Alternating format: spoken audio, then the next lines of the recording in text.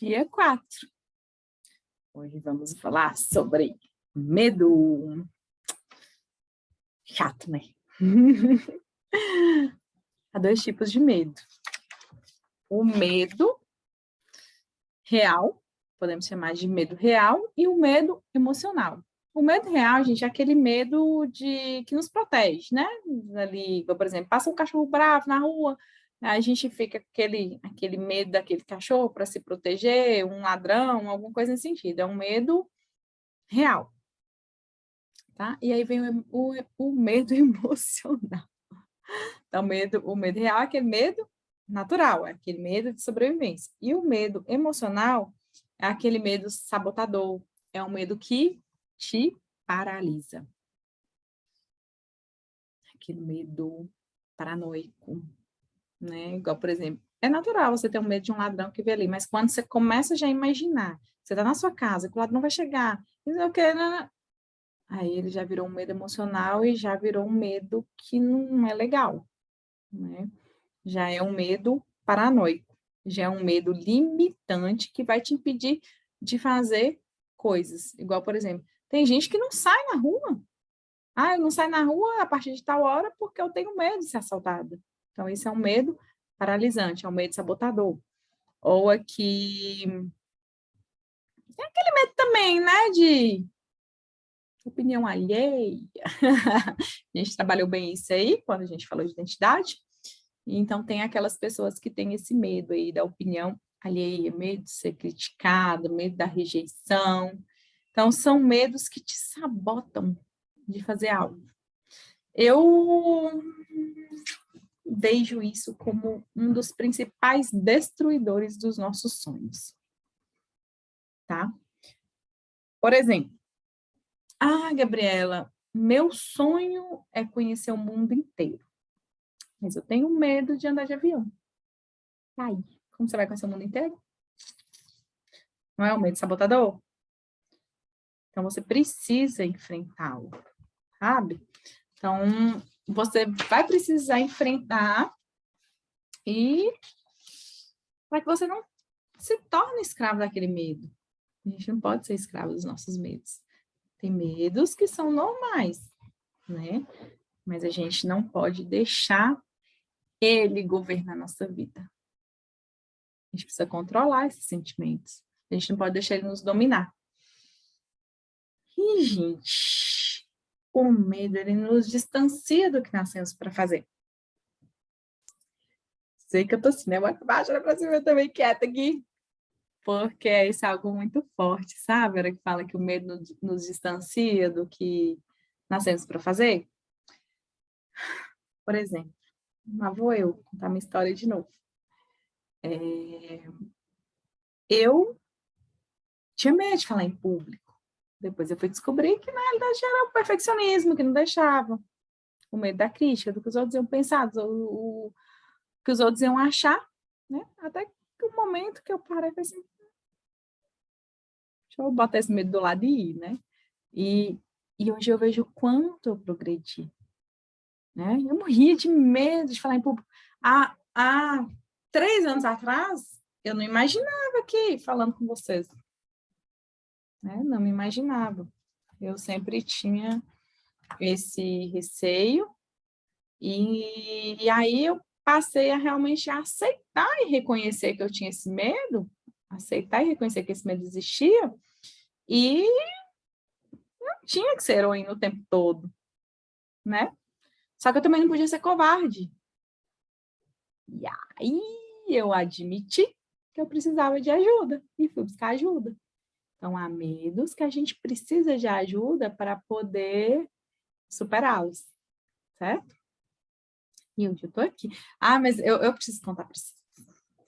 Medo, como que me ativaram para eu estar aqui? Eu fiz uma mentoria profissional, né? E aí eu me lembro que eu estava naquela vibe já de marketing digital, né? Mas trabalhando só a questão do marketing jurídico. E já estava fazendo postagens no meu Instagram relacionada à advocacia, mais vídeo, live, Não, tá, gente? Era só aqueles postzinhos bonitinhos, de textinho, tal, tal, tal. E eu comecei a fazer uma mentoria. E aí, minha mentora, Luciana, linda, foi alguém que me destravou. Me fala que eu sou grata a ela. Eu me lembro como se fosse hoje. Tinha começado já a pandemia, tá? Ia começar, foi no ano da pandemia. Ela virou para mim e falou assim, o que você gosta de fazer? Eu até comecei a contar isso, mas não contar a história toda. O que te faz feliz? O que te deixa tranquila? Aí eu lembrei, né, do cantar e esse contato com a natureza. Ela virou e falou assim, você vai gravar um vídeo cantando e vai postar no Instagram. Eu vou, não. Você tá ficando doida? Claro que eu não vou. Aí ela vai. Que dia? Sábado, domingo. Gente, e eu fui enrolando. E ela vai, você vai me enrolar, não. Isso era, acho que uma segunda ou terça. Todo dia ela mandava mensagem. Qual o horário? Vai ser no sábado ou no domingo? E aí eu gravei o vídeo cantando. Sabe aquele assim, postei e sai correndo? Foi mais ou menos isso.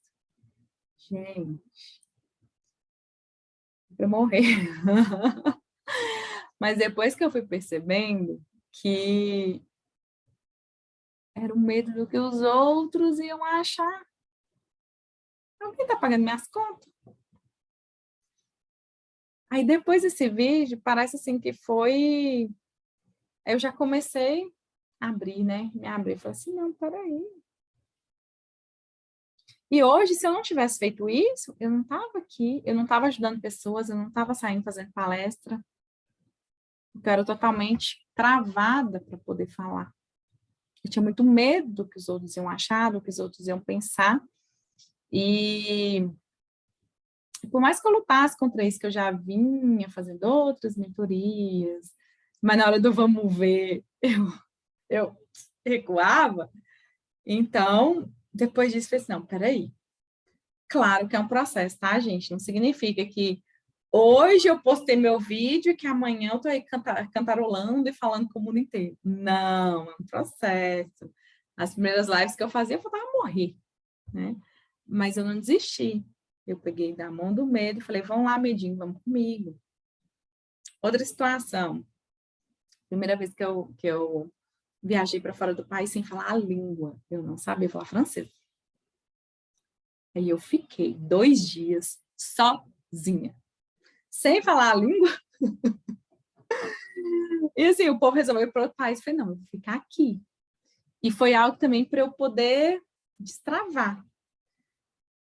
Então, eu tô dando exemplos de coisas pequenas, né? Que é uma coisa pequena que é ali, gravar um vídeo e postar, e uma coisa grande, que é eu estar em outro país, num lugar que eu não falava a língua, certo? Então, são 2 exemplos, assim, distintos para vocês entenderem que é possível você enfrentar seu medo, sim, tá? Então, enfrente seu medo. Aceite, reconheça e enfrente. Certo? E aí, você vai ver que quando você começa a enfrentar, as coisas começam a ficar mais simples. Fáceis não, simples, tá? Você vai começar a entender que você dá conta.